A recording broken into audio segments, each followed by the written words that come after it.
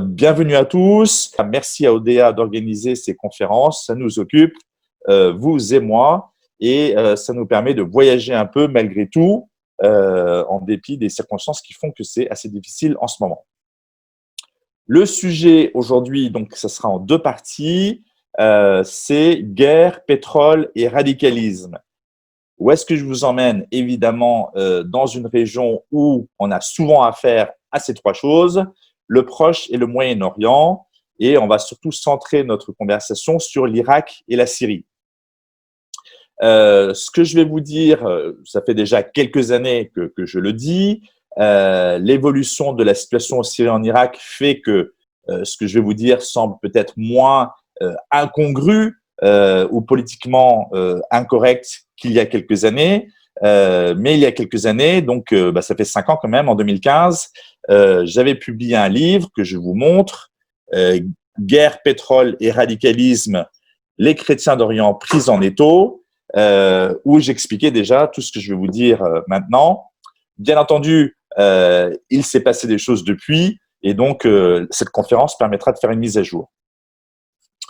En gros, on va parler de quoi? De la dimension politique, c'est les guerres, la dimension économique, le pétrole et le gaz, mais ça aurait été trop long dans le titre, et la dimension religieuse, le radicalisme, en l'occurrence le radicalisme islamique.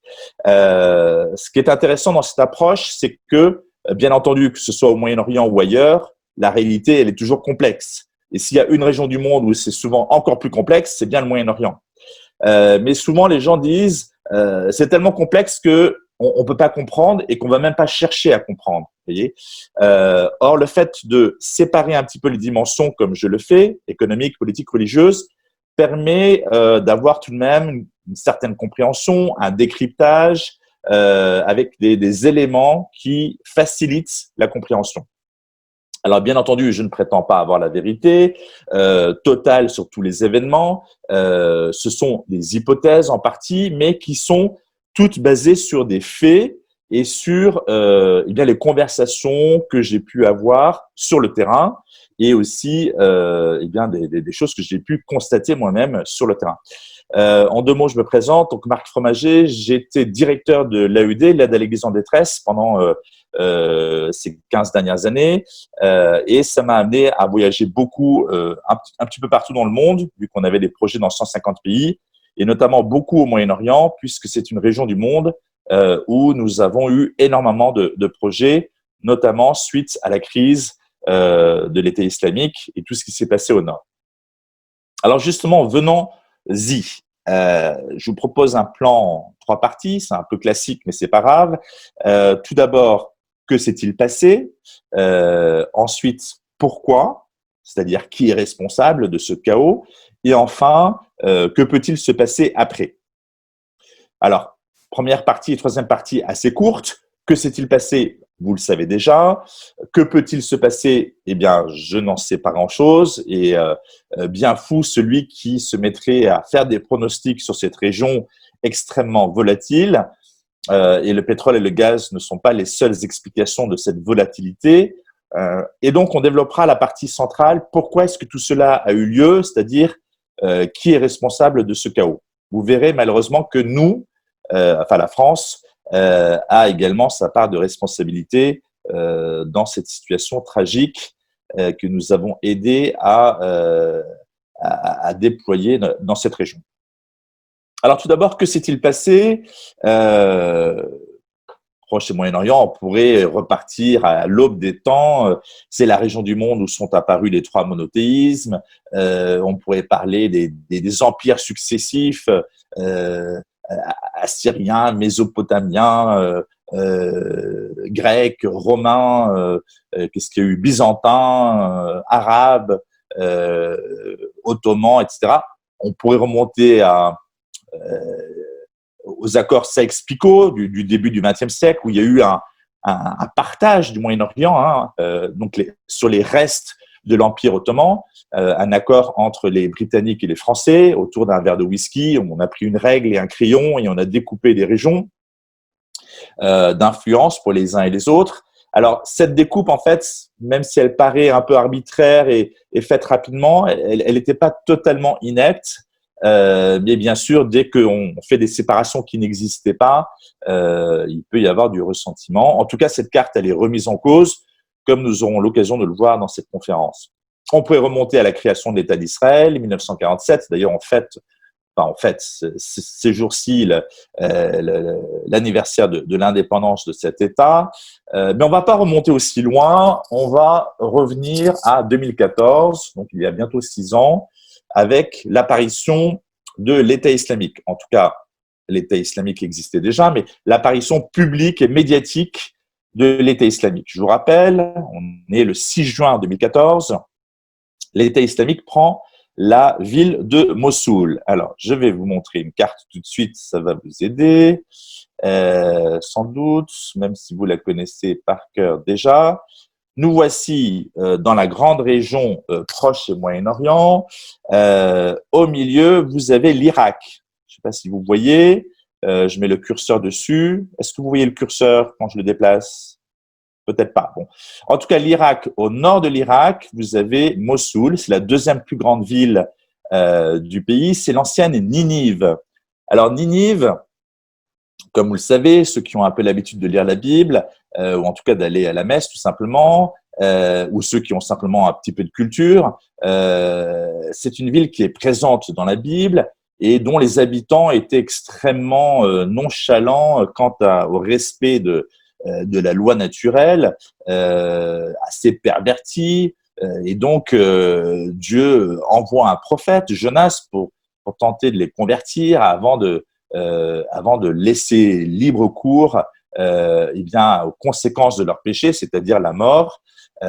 Et Jonas, il n'a pas du tout envie d'y aller parce qu'il connaît la réputation de ces gens. Et donc, il s'enfuit. Il se fait avaler par une baleine.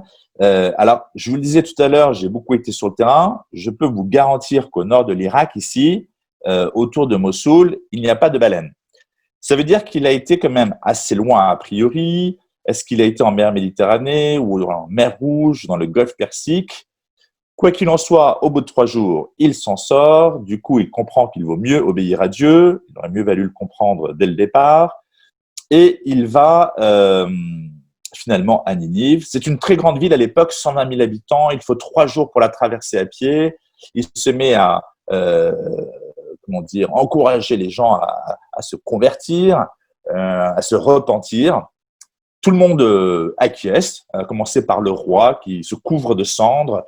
Même les animaux se repentent. Alors, je ne sais pas à quoi ça ressemble, un animal qui se repent, mais sa mission est couronnée de succès.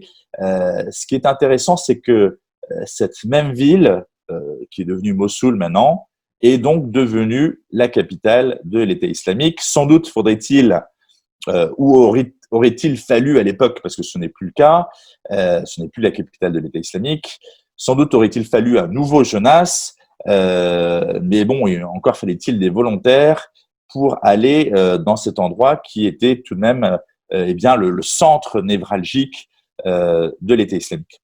2 mois plus tard, donc nous sommes au mois d'août 2014, dans la nuit du 6 août, l'État islamique prend le contrôle de toute la plaine de Ninive, c'est-à-dire toute la région qui entoure Mossoul. Et dans cette région, c'est là qu'habitent la plupart des chrétiens d'Irak. Et ces chrétiens, on va leur proposer le choix entre 3 options. Il faut reconnaître ça à l'État islamique. Ils auraient pu tous les exterminer. En l'occurrence, ils leur ont laissé le choix entre 3 options. Alors, évidemment, le choix est un petit peu congru, limité. Premier choix, se convertir à l'islam. Deuxièmement, partir.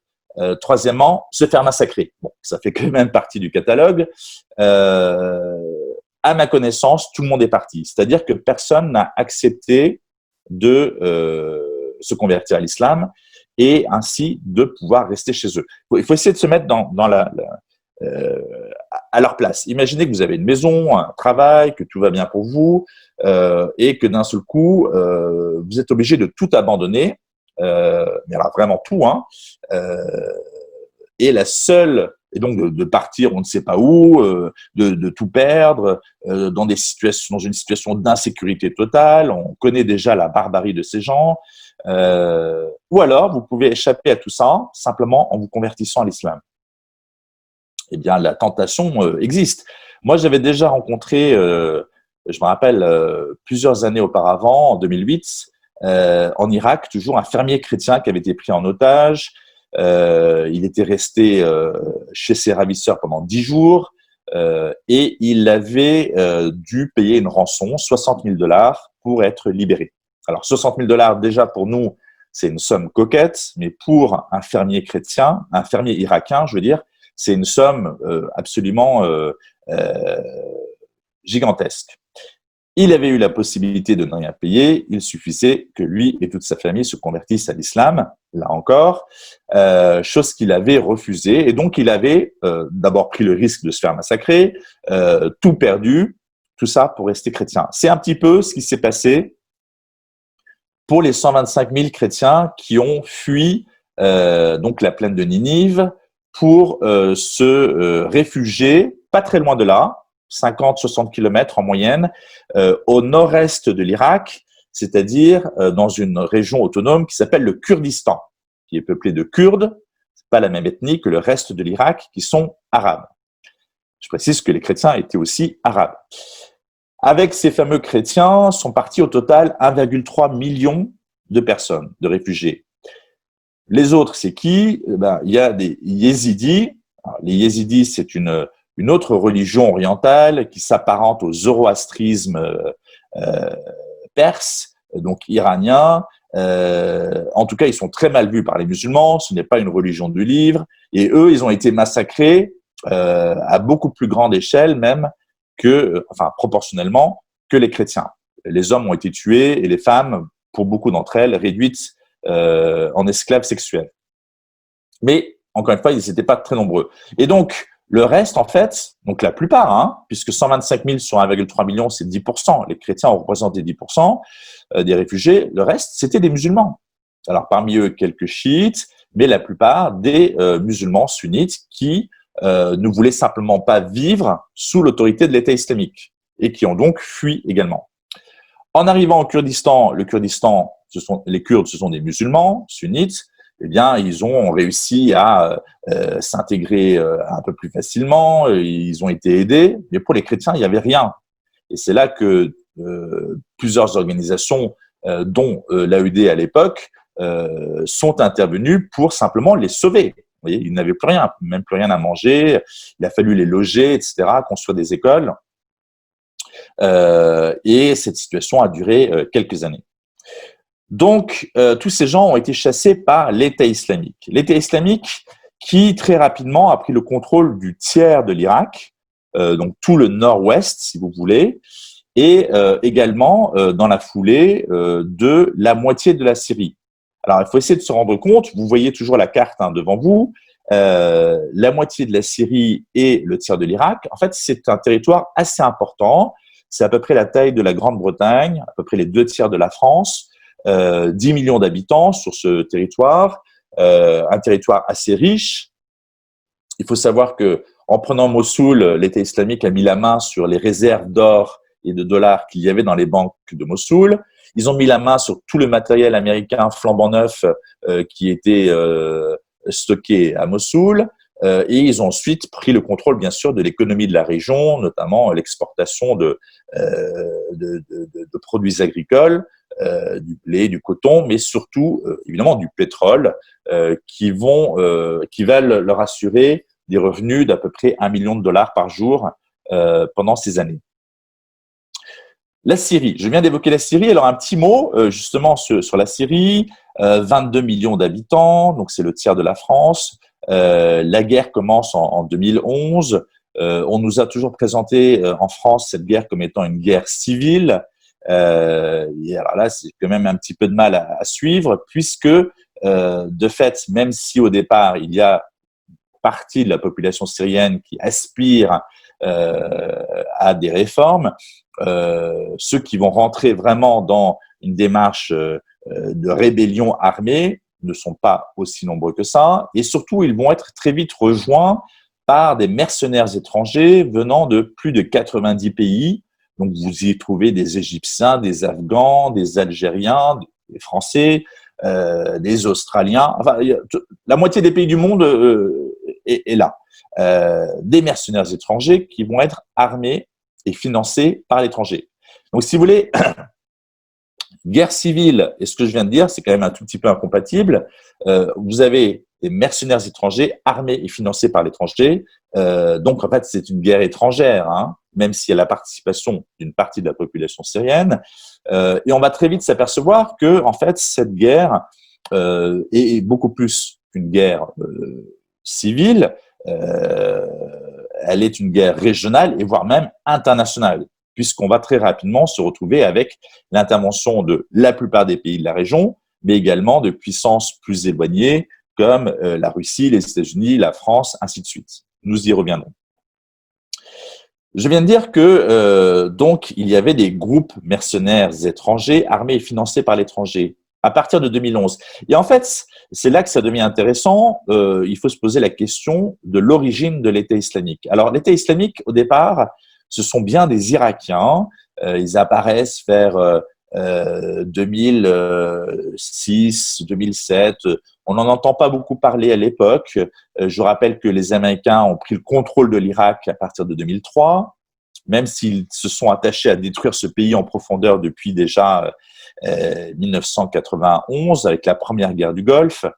Juste une petite parenthèse, en 91, l'Irak qui occupait le Koweït depuis août 90, et on pense qu'ils avaient eu plus ou moins l'autorisation implicite des États-Unis comme récompense dans leur guerre contre l'Iran, qui avait duré 8 ans pendant les années 80, pour refaire un peu leurs forces et leurs réserves financières. Bien entendu, c'est une astuce, un piège, et on va en profiter pour libérer le Koweït, profondément détruire l'Irak, déjà à l'époque, en le bombardement massivement, mais sans aller jusqu'au bout de l'opération. Et on va laisser le pays sous embargo, un embargo anglo-américain qui va durer 12 ans, 1991 à 2003. On estime au bas mot, parce que Obama, ça sera un petit peu plus tard, au bas mot qu'il y a eu 500 000 enfants irakiens qui sont morts pendant cette période, due à l'embargo, simplement faute d'accès aux soins et à une nourriture suffisante. Donc moi, j'appelle ça un génocide. Mais vu que c'est les Américains qui l'ont fait, normalement, on ne doit pas trop en parler. On a posé la question à Madeleine Albright, qui était secrétaire d'État à l'époque aux États-Unis, donc ministre des Affaires étrangères. Ça vous fait rien, 500 000 enfants irakiens? Et alors, les Américains ne le contestent pas, mais simplement, elle a répondu, bah oui, que voulez-vous? Ce sont des dommages collatéraux, on ne peut pas tout contrôler. Et donc, on a détruit ce pays qui était riche, qui avait un niveau d'instruction et d'alphabétisation parmi les plus élevés de la région, beaucoup de docteurs, d'ingénieurs, etc. dans ce pays, et il ne reste plus rien. Alors, à l'époque, les Français se sentent encore un petit peu indépendants, et en 2003, on refuse, vous vous en souvenez sans doute, c'est Chirac à l'époque qui est président, Dominique de Villepin qui est ministre des Affaires étrangères. On refuse de se joindre à la coalition d'occupation de l'Irak, l'occupation américaine, qui va durer jusqu'en 2011 et qui va déboucher sur l'épisode dont on est en train de parler, la fameuse prise de contrôle du pays, enfin d'une grande partie du pays, par l'État islamique. Donc, les États-Unis vont contrôler le pays, mais jamais totalement suffisamment de manière complète, et vont émerger évidemment des groupes de rébellion qui vont combattre la présence américaine, dont ce fameux État islamique lié à Al-Qaïda. Et encore une fois, on ne va pas en entendre beaucoup parler jusqu'à évidemment l'épisode syrien à partir de 2011. Ils se rendent compte qu'en Syrie, on distribue de l'argent et des armes.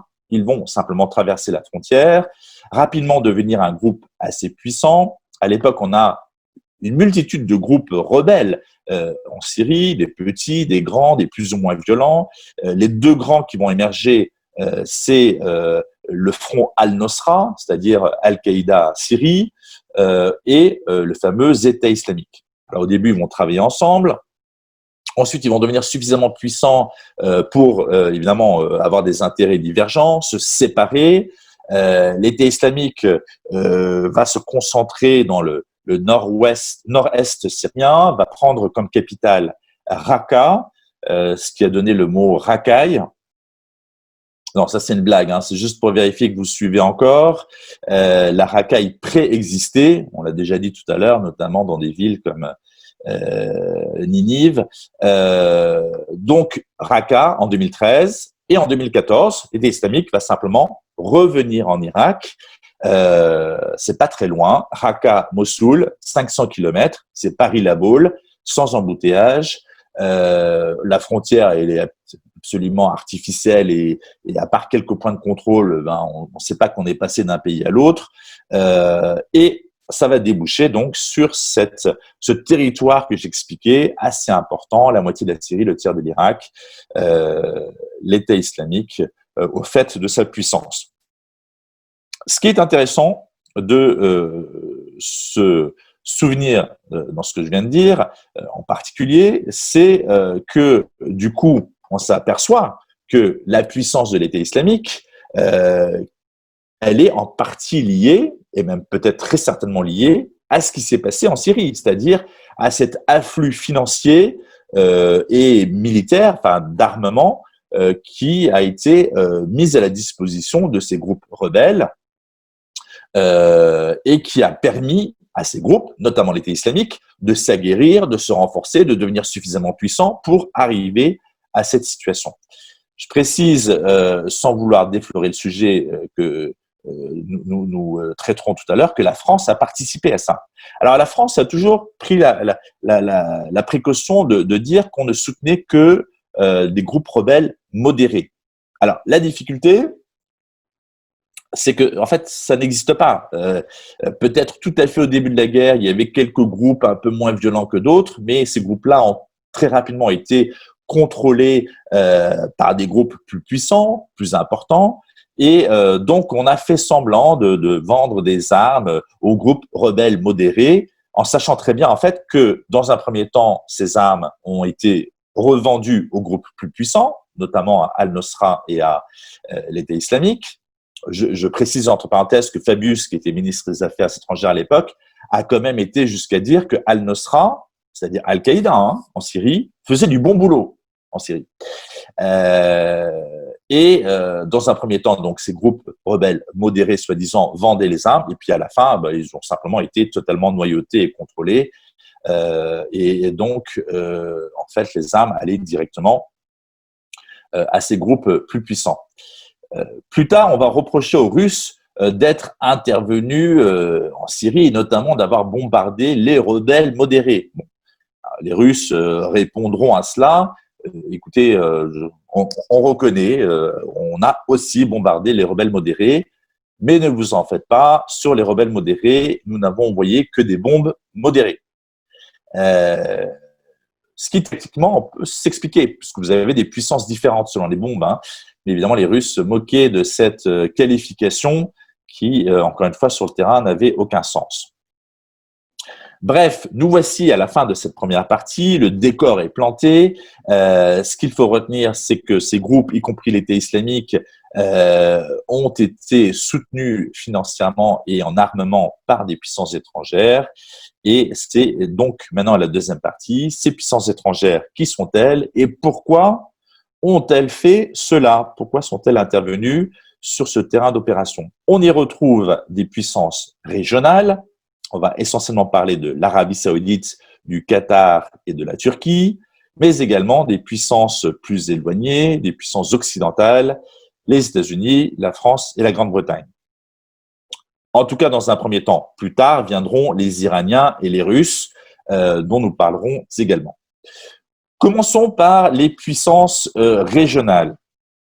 L'Arabie saoudite, le Qatar et la Turquie. Pourquoi l'Arabie saoudite est intervenue dans ce conflit?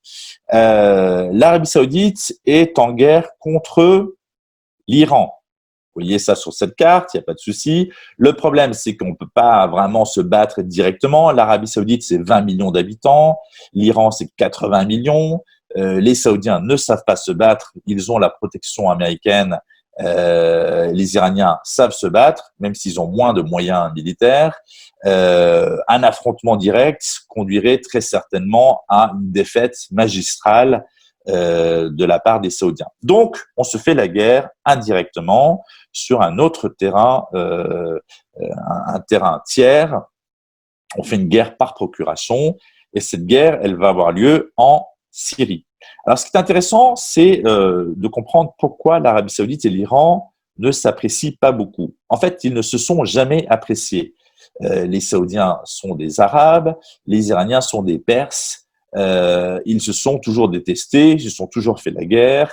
L'Iran est devenu musulman après une défaite militaire des Perses contre les Arabes, mais ils ont leur propre islam, l'islam chiite, et du coup, il y a une espèce de compétition, y compris sur le plan religieux, ce que traduit bien cette carte. Sur cette carte, vous avez deux couleurs, vous l'aurez sans doute repéré depuis un moment. En vert, les pays principalement sunnites, en rouge, les pays principalement chiites. Alors, en deux mots, parce que vous le savez déjà, les sunnites, c'est 80% des musulmans dans le monde. Ça vient du mot sunna, c'est la tradition.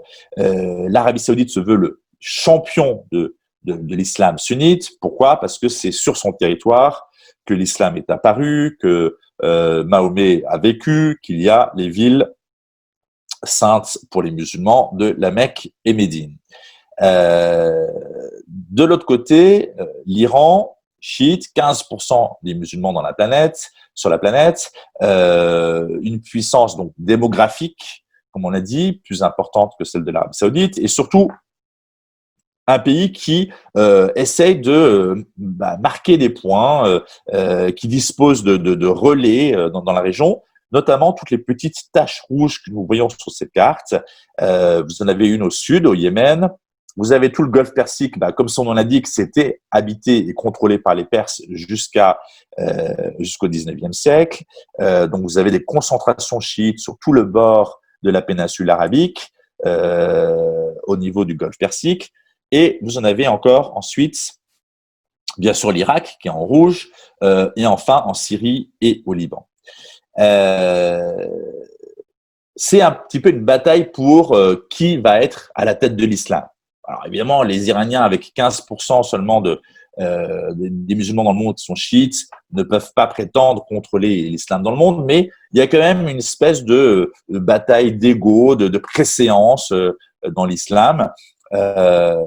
C'est pas une guerre religieuse, cela étant. L'idée, c'est qui va être le maître du Moyen-Orient, et chacun veut déployer un petit peu sa présence, sa force pour évidemment gagner en représentation. Et c'est évidemment tout l'objectif de l'Iran. Un objectif de l'Iran qui, en contrôlant toutes ces poches rouges que je viens d'indiquer, en fait, effraie la péninsule arabique qui est majoritairement sunnite et qui est majoritairement en fait l'Arabie Saoudite, avec quelques émirats le long du Golfe Persique.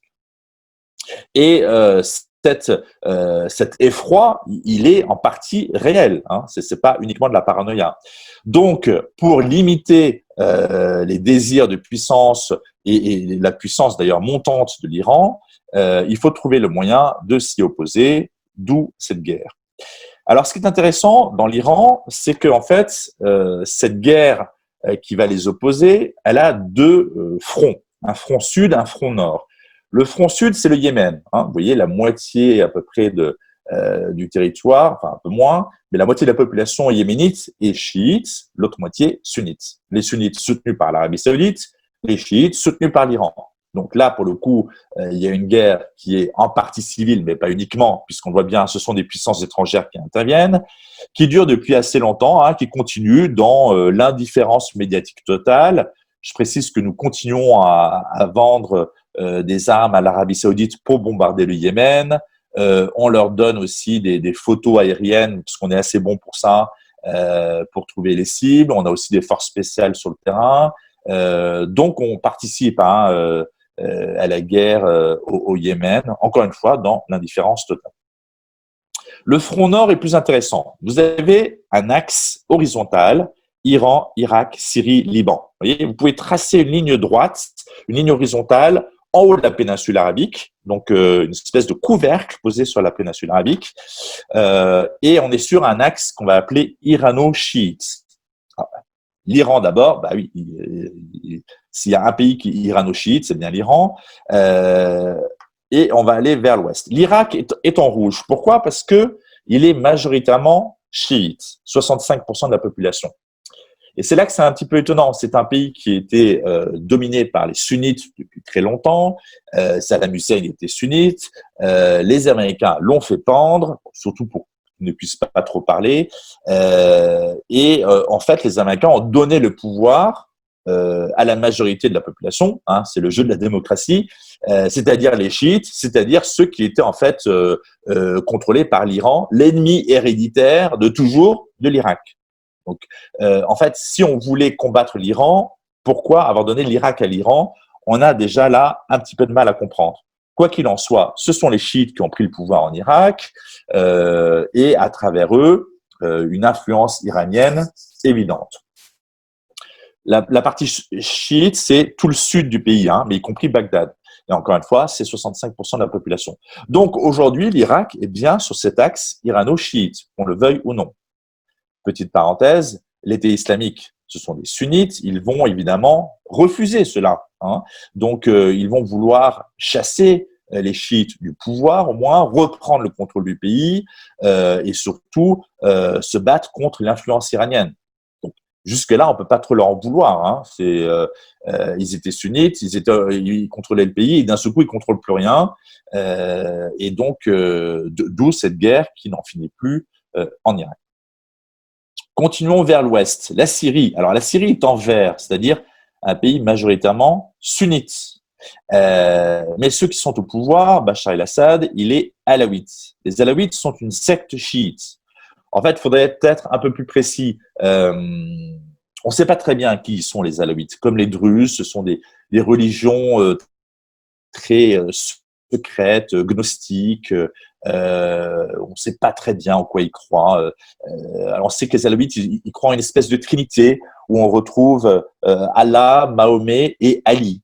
C'est ça qui les rapproche des chiites, sans doute. Pas la trinité, hein, mais leur vénération de Ali. Du coup, ils sont quand même assez proches des chiites, et en tout cas soutenus par l'Iran. Hein, de manière assez claire, ce qui fait que malgré le fait que ce soit un pays majoritairement sunnite, on est bien sur un axe irano-chiite toujours. Enfin, on arrive au Liban. Au Liban, il reste un tiers de chrétiens, un tiers de sunnites, soutenus par l'Arabie saoudite, et enfin un tiers de chiites. C'est le fameux Hezbollah, qui veut dire le parti de Dieu, et qui sont également soutenus militairement, financièrement par l'Iran. Ce qui fait qu'on voit bien que de l'Afghanistan à la Méditerranée, on est bien sur un axe irano-chiite. L'Arabie saoudite veut affaiblir l'Iran. Elle ne peut pas l'attaquer directement, donc elle va viser à casser cet axe. Et le maillon faible de cet axe, eh ben on le voit tout de suite avec cette carte, la couleur est différente, ça va évidemment être la Syrie. L'objectif, c'est quoi? De renverser Bachar el-Assad et de permettre aux sunnites, qui sont la majorité de la population, de prendre le pouvoir en Syrie, ce qui aurait pour objet de casser l'axe irano-chiite, notamment de casser l'approvisionnement logistique du Hezbollah, ce qui, évidemment, affaiblirait par contre-coup l'Iran, qui rendrait service à Israël. En passant, ils n'ont pas été totalement indifférents à ce qui se passait, évidemment, à leurs frontières. Et pour Israël, leur menace, en tout cas, c'est ce qu'ils disent, première, c'est le Hezbollah et l'Iran. Et donc, tout ça leur convenait également parfaitement. Bref, l'Arabie saoudite va investir dans une rébellion sunnite pour renverser le pouvoir, Bachar el-Assad, et prendre le contrôle du pays. OK?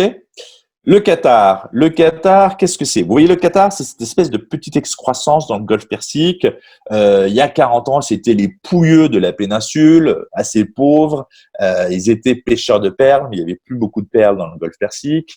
Et d'un seul coup, on va trouver du gaz, beaucoup de gaz, offshore, c'est-à-dire sous la mer, à mi-chemin entre le Qatar et l'Iran. D'ailleurs, cette poche de gaz, elle est partagée par le Qatar et l'Iran. D'un seul coup, ils sont devenus extrêmement riches et extrêmement puissants. Enfin, puissants, en tout cas, ils aspirent, grâce à cette richesse, à une certaine puissance. Le gaz, il faut pouvoir le vendre. Les grands consommateurs de la région, eh bien, c'est l'Europe. Vous voyez, au nord-ouest de la carte. Pour le moment, comment font-ils? Eh bien, c'est des méthaniers, c'est des bateaux qui doivent faire le tour de la péninsule arabique, remonter par la mer Rouge, le canal de Suez, etc. Bon, tout ça, ça prend du temps, ça coûte cher. Donc, ils ont un projet de construire un gazoduc qui va aller du Qatar jusqu'à la Turquie. En traversant l'Arabie Saoudite. On évite soigneusement l'Irak parce que l'Irak est en guerre et en plus de ça, la partie sud est contrôlée par des chiites. Ça traverse la Jordanie, ça traverse la Syrie et ça rejoint la Turquie où il y a déjà des grands gazoducs qui exportent le gaz de la mer Caspienne vers l'Europe. Un très beau projet, sauf que la Syrie va le refuser. La Syrie, pourtant, est amie du Qatar à l'époque. Bachar el-Assad passe ses vacances à Doha, la capitale du Dakar, et du Qatar, pardon. Et donc, on voit pas très bien, sauf que, en l'occurrence, 2011, en juillet, la Syrie préfère la deuxième option, c'est-à-dire le projet iranien. C'est le même gaz, je l'ai dit tout à l'heure, mais le gazoduc passe par l'Iran, et ensuite traverse horizontalement l'Irak et la Syrie pour arriver sur la Méditerranée, être exporté de cette manière-là. Alors évidemment, les Qataris sont furieux, puisque c'est une énorme perte d'argent pour eux, enfin un manque à gagner, leur projet de gazoduc tombe à l'eau, mais également les Saoudiens ne sont pas contents, puisque le principe du gazoduc, c'est que même si ce n'est pas votre gaz, le simple fait qu'il passe par chez vous, vous fait gagner de l'argent. Donc la Jordanie est furieuse, la Turquie est furieuse parce qu'elle ne va pas recevoir tout ce gaz qui pourrait passer par elle. Bref, tout le monde est furieux, à commencer par les Qataris, parce que ils veulent absolument que ce gazoduc soit construit. 3 jours plus tard, la réponse de la Syrie qui refuse ce gazoduc est formée l'ASL, la fameuse armée syrienne libre, de ces rebelles démocratiques, et une armée qui va être financée entièrement par le Qatar. On voit bien qu'il y a un lien de cause à effet, sans doute. Alors, précisons au passage que ce gazoduc devait être en partie construit et géré par Total, un groupe français donc, et on commence à comprendre peut-être pourquoi la France est également un des acteurs de cette opération de destruction de la Syrie. Bref, les Qataris vont également financer cette rébellion sunnite, ça tombe bien, ils sont sunnites eux aussi, pour se débarrasser de Bachar el-Assad, pour le punir d'avoir refusé le gazoduc et pour mettre à la place des gens plus compatibles avec ce projet qatari. La Turquie, pourquoi est-ce qu'ils interviennent là-dedans? Eh bien, la Turquie, ils sont sunnites aussi. Ils sont dans une espèce de rêve de rétablissement de l'Empire ottoman. Évidemment, on parle de Erdogan, le président turc. Il souhaite reprendre le contrôle du nord de la Syrie et de l'Irak. D'ailleurs, il y a encore des troupes sur ces territoires. Et il va participer activement à toute cette opération. Il faut savoir que la plupart des mercenaires étrangers et des armes étrangères qui sont arrivées en Syrie sont passées par la Turquie. Et la plus grande partie du pétrole exporté par l'État islamique va également être exporté par la Turquie. Donc autant dire qu'ils ont eu un rôle assez central dans cette opération. On le voit bien, ils ont tous eu, l'Arabie Saoudite, le Qatar et la Turquie, des intérêts convergents pour financer cette guerre en Syrie et pour se débarrasser de Bachar el-Assad. On va maintenant, en tout cas, il faudra attendre la deuxième partie parce qu'on arrive un petit peu au terme de cette première partie. Première partie, cette première séance, je veux dire, puisqu'on va laisser un petit peu de temps pour les questions-réponses. On verra la prochaine fois la responsabilité des puissances étrangères, en commençant par les puissances occidentales, les États-Unis et la France notamment, et ensuite les autres puissances, l'Iran et la Russie, qui se sont jointes au conflit à ce moment-là. Et enfin, on terminera par que peut-il se passer maintenant?